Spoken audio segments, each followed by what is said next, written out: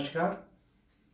ज्योतिष विषय के अंतर्गत आज हम लोग वर्ग कुंडलियों में षोडशांश वर्ग कुंडली की चर्चा कर रहे हैं।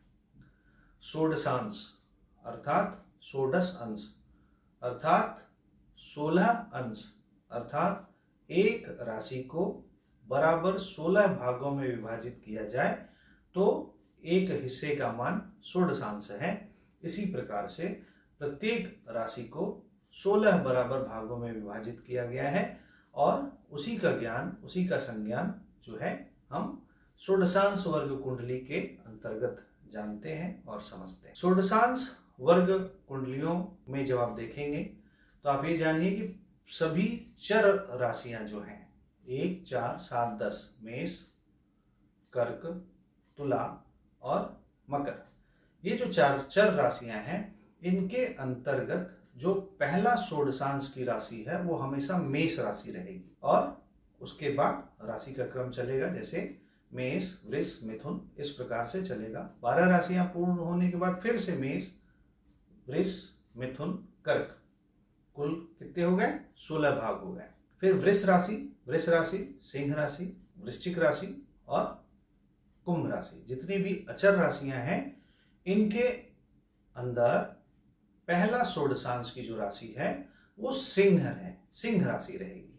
फिर 5, 6, 7, 8, 9, 10 इस प्रकार से जब आप गिनेंगे तो 12 राशियां पूर्ण होने के बाद फिर 6, 7, 8, 5, 6, 7, 8, आखिर में 12 राशियां पूर्ण होने के बाद 5, 6, 7, 8 फिर से आएंगी और 16 राशियां फिर से निर्मित होंगी अचर राशियों में।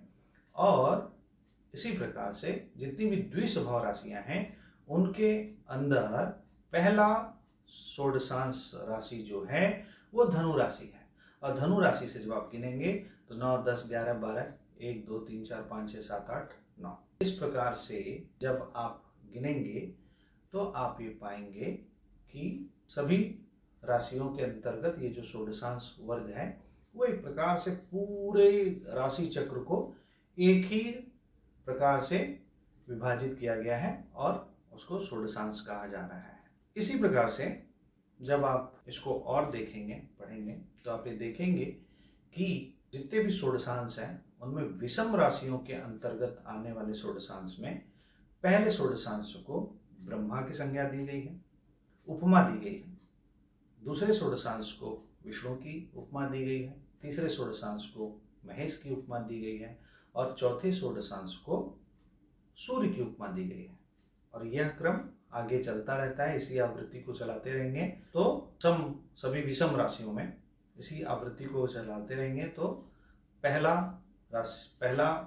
जो उपमा है वो ब्रह्मा, विष्णु, महेश, सूर्य, फिर ब्रह्मा, विष्णु, महेश, सूर्य, ब्रह्मा, विष्णु, महेश, सूर्य, ब्रह्मा, विष्णु, महेश, सूर्य। इस प्रकार से सभी विषम राशियों के अंदर आप षोडशांश के उपमा को जान पाएंगे। और इसके विपरीत क्रम में जितने भी सम राशियां हैं उनका पहला षोडशांश जो है वो सूर्य है, फिर महेश है, फिर विष्णु है, फिर ब्रह्मा है और ये क्रम आगे की 3 आवृत्ति तक है।